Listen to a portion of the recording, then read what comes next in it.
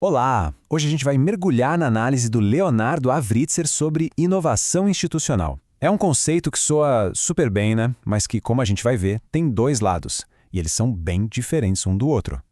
Para começar, vamos pensar numa pergunta que, no fundo, todo mundo se faz de vez em quando. Como é que a gente faz para que os governos realmente escutem as pessoas e para que a nossa democracia funcione melhor? E para essa pergunta, olha, muita gente, especialistas, cidadãos, aponta para uma mesma direção, para uma palavra-chave: inovação.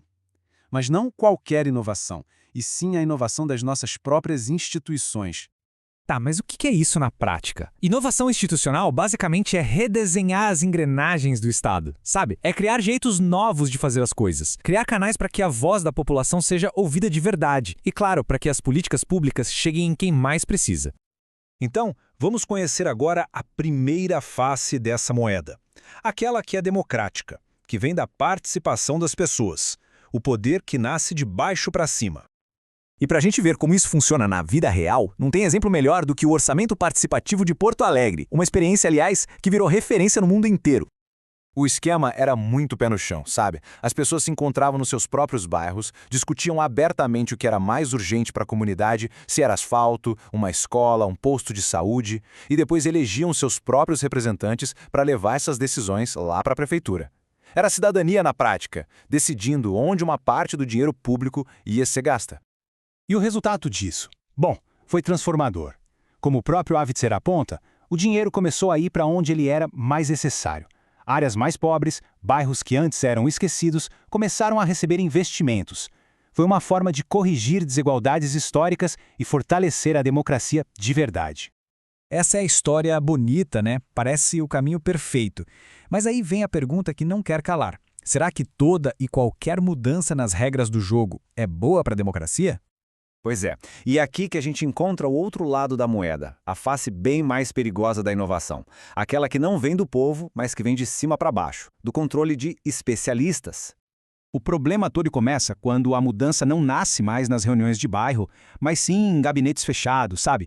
Quando ela é pensada e empurrada por juízes, por promotores, por burocratas, enfim, por gente que tem muito poder, mas que não foi eleita para tomar aquelas decisões.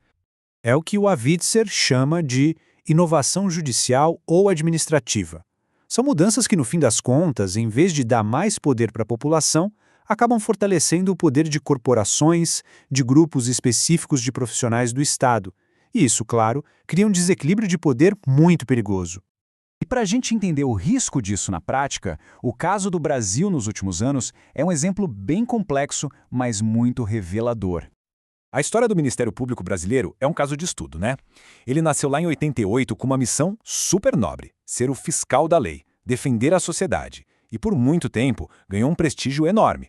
O problema, segundo a análise do Avritzer, é que algumas inovações, como a lei da delação premiada, deram poder tão grande a promotores e juízes que aos poucos eles extrapolaram suas funções. Deixaram de ser só fiscais da lei para se tornarem atores políticos, com poder para influenciar diretamente os rumos do país.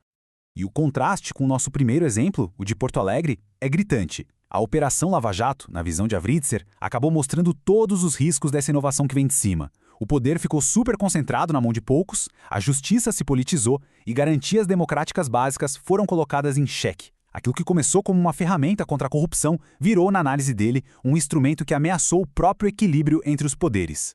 Beleza, agora que a gente viu os dois casos, vamos colocar um do lado do outro para a coisa ficar bem clara.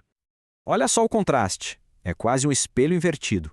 De um lado, a gente tem uma inovação que nasce da população, que usa o diálogo, a participação e que tem como objetivo dar mais poder para os cidadãos. O resultado? Mais democracia. Já do outro lado, a inovação vem de cima, imposta por leis e burocracia, e acaba fortalecendo o poder de certos grupos profissionais. O resultado? Um risco enorme de concentrar poder e, no fim, enfraquecer a democracia.